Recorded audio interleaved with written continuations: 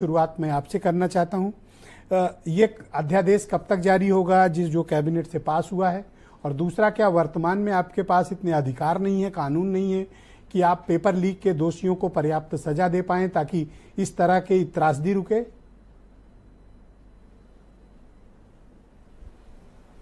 देखिए, निश्चित रूप से जो भी सत्र आने वाला है, इसको निश्चित रूप से सरकार की मंशा है कि इसको पास कराया जाए और पास कराने के बाद इसको लागू किया जाए। मुझे लगता है कि ये लागू होगा, कानून का एक बेहतर भय बनेगा।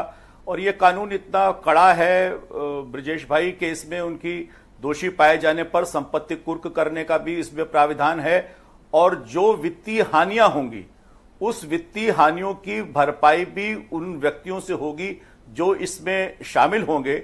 एक बहुत कड़े कानून के आधार पर इस प्रकार की घटनाओं को रोकने के लिए विधिक प्रावधान इसमें किए गए हैं, और मैं समझता हूं कि इस प्रकार के कठोर कानून के आने के बाद निश्चित रूप से ऐसी घटना करने वालों का मनोबल टूटेगा, उनकी शक्ति कमजोर होगी और निश्चित रूप से ऐसी घटनाएं समाप्त होंगी। इसके लिए भारतीय जनता पार्टी की सरकार कृत संकल्पित है।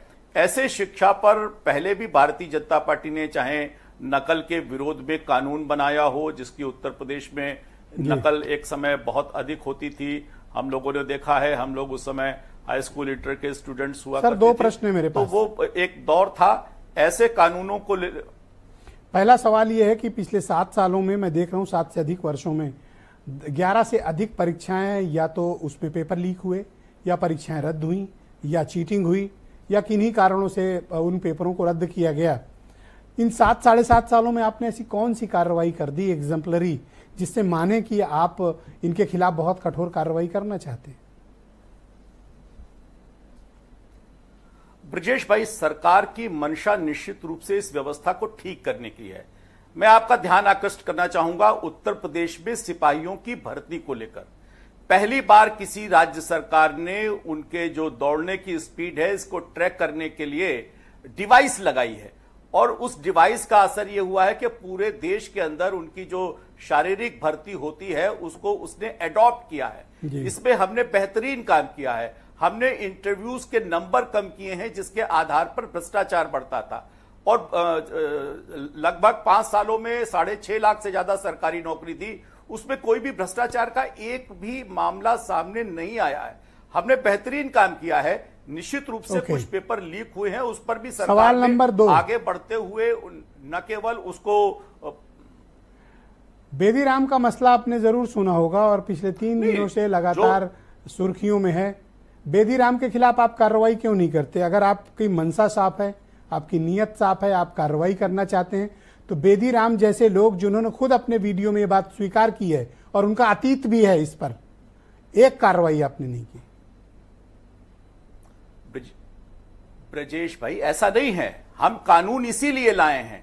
इस कानून में जो भी दोषी होगा, मतलब समझ और सामान्य प्रावधानों को तोड़ते हुए उसकी संपत्ति को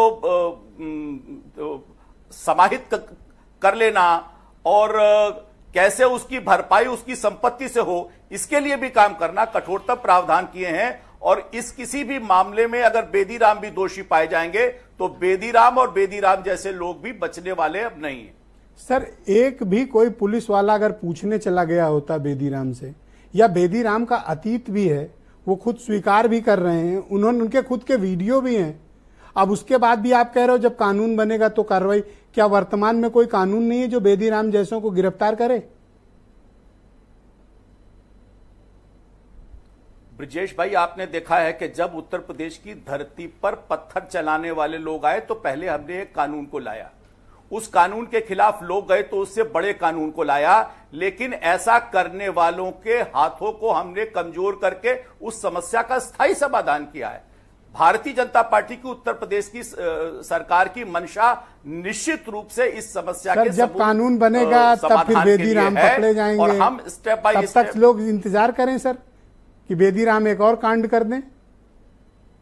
ब्रजेश भाई, जब तक कानून की नजर में कोई दोषी नहीं सिद्ध हो जाएगा, भारत की न्याय व्यवस्था के आधार पर आप कैसे कार्रवाई करेंगे? ठीक बात आपने कही, यही मैं एक्चुअली सुनना चाह रहा हूं। अगर कोई वीडियो बहुत है ठीक तो, बात आपने कही। हाँ। बेदीराम तब तक दोषी नहीं है जब तक कोई कोर्ट उन्हें सजा नहीं दे देती, चाहे वो खुद वीडियो में स्वीकार कर रहे हो और उनका अतिथि कोई भी व्यक्ति दोषी नहीं। ठीक, मैं मनोज काका को इनवाइट करता हूं। ब्रजेश भाई जी, ब्रजेश मनोज काका समाजवादी पार्टी के प्रवक्ता हैं। ब्रजेश भाई, कोई भी व्यक्ति तब तक दोषी कैसे हो जाएगा जब तक न्यायालय उसे दोषी नहीं सिद्ध करेगा। मैं सहमत हूं आपकी बात से, ये तो संभव ही नहीं है। बिल्कुल ठीक बात आपने कही।